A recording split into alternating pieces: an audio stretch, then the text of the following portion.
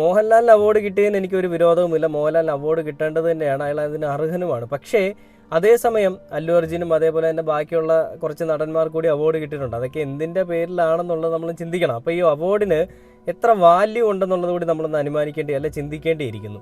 മമ്മൂക്ക എന്ന് പറയുന്നത് നടൻ ഒട്ടും ഡിസേർവിങ് അല്ല എന്ന് നമുക്ക് പറയാൻ സാധിക്കത്തില്ല. മോഹൻലാലിനെ വെച്ച് നോക്കുകയാണെന്നുണ്ടെങ്കിൽ മമ്മൂക്ക എന്ന് പറയുന്ന നടന് അയാളുടെ അഭിനയ മികവിൻ്റെ അത്രയും ഒന്നും ഒരാൾക്കും എത്താൻ സാധിക്കത്തില്ല. ലാലേട്ടൻ അഭിനയ മികവില്ല എന്നല്ല ഞാൻ പറയുന്നത്. ലാലേട്ടൻ്റെ ഓരോ കഥാപാത്രങ്ങളും പകരക്കാരല്ലേ, നമുക്ക് വേറൊരാളെ ചിന്തിക്കാൻ പോലും സാധിക്കാത്ത തരത്തിലുള്ള അഭിനയമാണ് ലാലേട്ടൻ്റെ. രണ്ടുപേരും ഒരു ത്രാസിൽ വെച്ച് കഴിഞ്ഞാൽ രണ്ട് ത്രാസ് ഇങ്ങനെ താഴുകയല്ല ഉയരുകയല്ല, അതേ രീതിയിൽ നിൽക്കുന്ന നടന്മാരാണ്. അങ്ങനെയുള്ളൊരു സ്ഥലത്ത് നിന്ന് എന്തുകൊണ്ട് മോഹൻലാൽ മുന്നിലേക്കും ഈ പറയുന്ന മമ്മൂക്ക എന്ന് പറയുന്ന വ്യക്തി താഴേക്കും ആയിപ്പോയത്, അല്ലെങ്കിൽ പുറയിലേക്കും ആയിപ്പോയത്? അവിടെ നമ്മൾ കാണേണ്ടത് ജാതിയാണ്, അല്ലെങ്കിൽ മതമാണ്. ആ മതത്തിൻ്റെ പേരിലും അല്ലെങ്കിൽ ആ മതമായതുകൊണ്ട് തന്നെയും ഇവർക്ക് ഈ അവാർഡ് കിട്ടേണ്ട, ഇവർ ആ അവാർഡിന് അർഹനല്ല എന്നുള്ള രീതിയിൽ